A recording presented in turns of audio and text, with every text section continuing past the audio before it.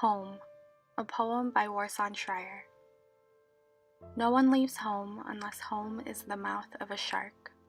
You only run for the border when you see the whole city running as well. Your neighbors running faster than you, breath bloody in their throats. The boy you went to school with who kissed you dizzy behind the old tin factory is holding a gun bigger than his body. You only leave home when home won't let you stay. The Twin Cities is home to the largest urban population of Hmong people in the nation. My own parents came to the United States as refugees in 1990. They hadn't known a home since their communities were torn apart and displaced by a war in Vietnam that they wanted no part in. For my family, one who left behind generations of the rural farming life they had grown so accustomed to, it didn't take much time to realize that the life portrayed as the American dream bore no resemblance to reality. My home, the one I grew up in, and my life as an American-born citizen was wildly different than that of my parents. I didn't rise from the wreckage of a war-torn country. I didn't forge a new life out of the unfamiliar. Sometimes I forget that this was reality for the people who raised me. I forget that there was a life that existed before America.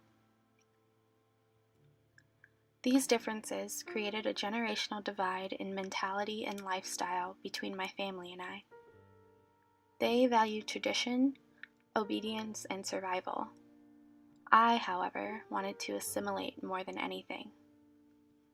For me, the routines, expectations, and even the language varied drastically from the life I led inside my house to the life I led everywhere else. Especially as a girl and the oldest in a traditional Hmong household, the demand for excellence came at an early age. The pressure to behave as the perfect Hmong daughter clashed with the vision that I saw for myself. I felt trapped, like I didn't really belong anywhere. Not with the Hmong kids, not with the white kids, not even with my family. I remember my mom always saying that I acted too American, but to me, that term had always been synonymous with being white.